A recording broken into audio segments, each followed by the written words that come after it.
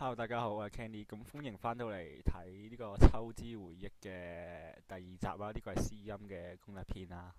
咁繼續啦，我哋因為咁樣，所以我先走啫嘛。講完之後，我就想急急腳咁樣走啦。但係呢剎那之間，我係左臂被另一隻手捉住咗，我係左手俾我隻右手捉住咗。なんで早く行かなきゃなんないの？點解？因為有急事咯。だから急用って何よ？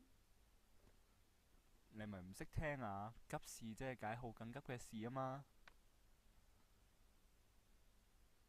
無論我點講都好，佢都唔肯放手。咁樣就好似講呢件事我都知道啦。もうすぐそうやってごまかす。我冇呃你，我冇呃你啊！じゃあなんでそんなに急いでるの？呢、個係啦，我要去執行一項好鬼重要嘅任務。重要な職務？何かの係を任されたとか？負責係，我係負責，我被任命做負責人。係啦，何の係？咩負責人啊？咁仲使講嘅？言わなきゃわかんないってば。係啊，我唔講佢梗係唔會知啊。呢條友個腦點解會變到咁聰明㗎？我都係要諗一個容易作啲嘅負責人啊。邊個負責容易作啲呢？膳食負責人同埋飼養負責人。飼養負責人就係細路仔，即係喺日本裏邊係小學生先會做嘅。即係你睇好多動畫啊，甚至乎係劇集啊，嗰啲咩女王的教室之類嗰啲嘢呢，都係小學生都先會養嗰啲兔仔啊之類嗰啲嘢啦。咁所以作膳食負責人係安全啲嘅。膳食負責人唔得喎，我哋學校冇膳食點喎，係咁只得一個啫。呢個大話一定會俾遺少食婆。咁剩翻嘅就係、我係飼養負責人，揾唔到更適合講法啦。はい？飼育係って小学生じゃあるまいし、それにうちのクラスは生き物なんて飼ってないよ。係咯，所以咪做隔離班嘅飼養負責人咯。なんでともちゃんがわざわざ隣のクラスの生き物の面倒見なきゃならないのよ。係啊，因為我對飼養有一種非比尋常嘅知識，所以隔離班嘅同學都注意到我。飼育センス？係啊，我馴服動物都有幾手㗎。そうかな。だいたい飼育係って言ったって具體的には何を飼育してるのよ。乖，蝦咩？カメ？カメって何ガメ？なわ海龜。けないでしょう。莫知咯，我都係冇辦法啦。第一、水槽に入らないじゃない。哎呀，咁唔得㗎，水槽太窄啦，點可以喺度養嘅呢？じゃあ何？放し飼いなの？床の上にでも放置してるとか？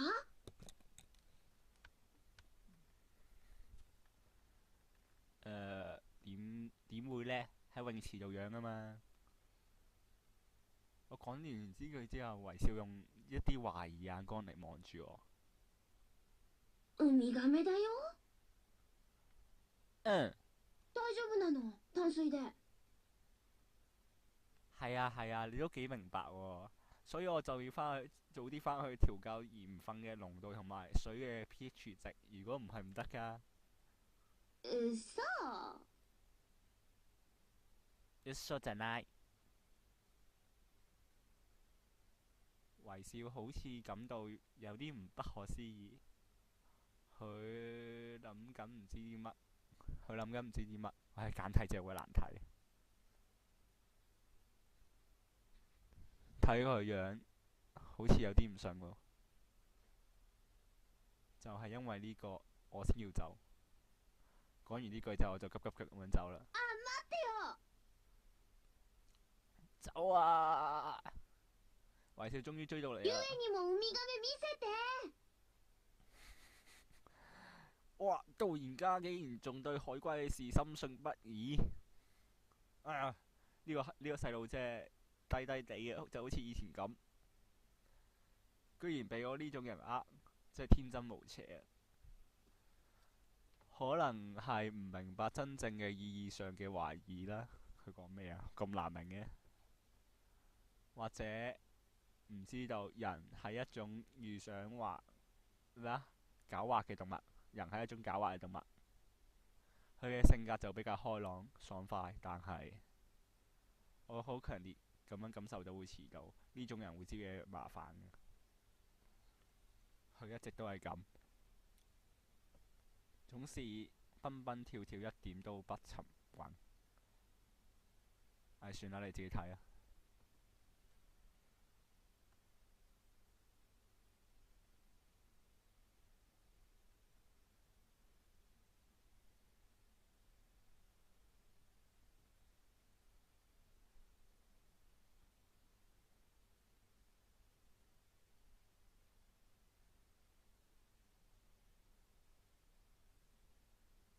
9、10啊！採花會匿咗喺邊呢？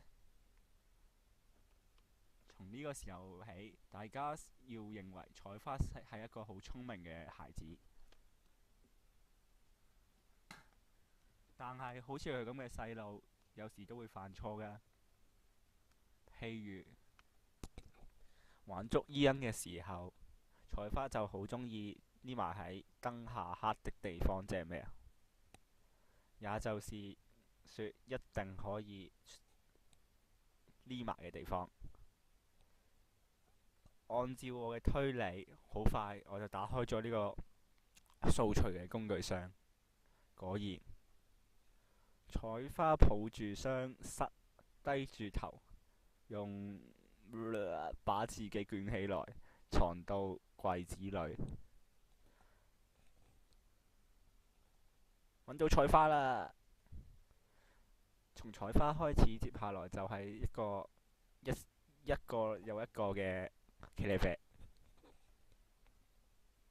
似乎揾得晒所有人啦，但係好似剩翻一個人仲未揾到喎。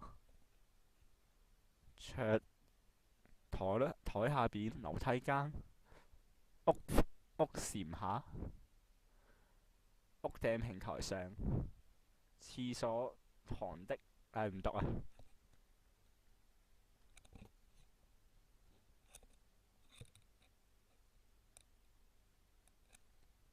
哇！大家一齊揾下微笑，佢呢啲太好啦，實在。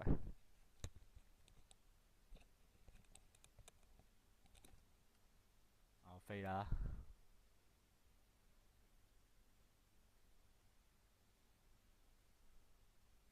我相信大家都唔想睇微笑嘅嘢㗎啦，我呢個係私音攻略篇嚟㗎嘛，所以就飛啦。返到嚟啦！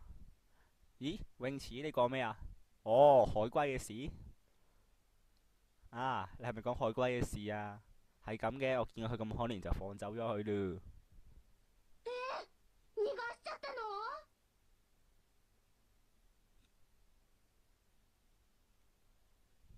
佢用呢個失望嘅樣望住我。何を逃がしたって？呢個叫杜水信嘅男仔突然之間走過嚟問嘢。佢係一個好嘅朋友，從呢個高中1年班開始就係開始交往。哇！咁基嘢講到好友，感覺不太好，熟人姑且咁樣叫啦。總之係一個關係非常好嘅熟人啦。佢嘅性格有啲酷，難聽啲講係冷淡，即係毒，係一個典型嘅個人主義者。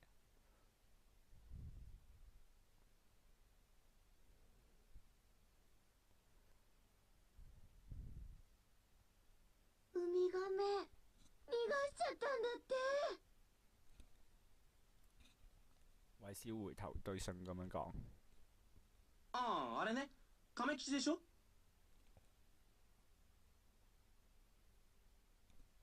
阿信好似即刻明白呢啲即係我嘅 friend 啊！しんくん、プールにウミガメがいるっていうの知ってたんだ。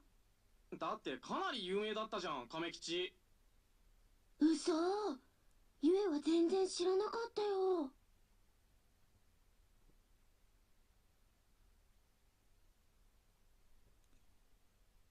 你睇下你講乜嘢啊？全校嘅學生都知㗎啦，淨係你微笑你唔知嘅啫，白痴！そんなこと言われたら余計見たかったよ。なんだよ、もっと早く言ってくれれば一日ぐらい延期してもよかったんだけど。いや、逃がしたのは何を隠そうこの俺だからさ。しんくんが一人で？ああ、いつ？昨日の深夜。確か2時くらいだったかな。しかしめちゃめちゃ大変だったぜ。近所の農家からリアカー借りてきてさ、その上に廃材置き場に捨てられてたバスタブを乗っけて中に海水入れて。呢啲大話唔知佢諗咗幾耐嘅，呢啲人真係我覺得佢好犀利，即時諗到呢個大話出嚟，成個故事諗晒出嚟。佢中文嗰度應該好鬼勁，啊唔係日文嗰度應該好鬼勁。呢條友竟然老吹，で、亀吉をその中に入れてさ、でもすげえ暴れんのよこれが。操縦もままならないって感じでさ、もうガッタンガッタンやかましい音立てながら丘を下ったわけだ。まあ半分ぐらい行ったところで中の海水がほとんどなくなっちゃって、それからは亀吉も静かになったんだけど。そんで浜辺について亀吉を下ろして、じゃあな達者で暮らせよなんつって海に返したらさ、これが驚くべきことに亀吉が振り向いてこう言うんだよ。しんさん、助けてくださってどうもありがとうございました。お礼に素晴らしいところへとご案内いたします。ささどうぞ私の背中にお乗りください。それでもってもらってきたのがこの玉手箱だ。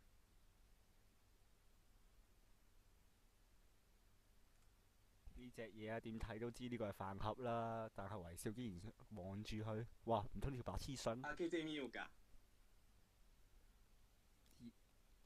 知而家就心諗，喂得啊夠啊夠啊，見好就收啦喂！我本來想結束呢個低級嘅騙局，但係睇到微笑嘅反應，我即刻打消咗呢個念頭。唉，呢隻嘢真係黐線。なんてね。啪一聲，佢打開咗個盒，盒裏邊整齊放住呢個炒白菜、油菜同埋雞蛋。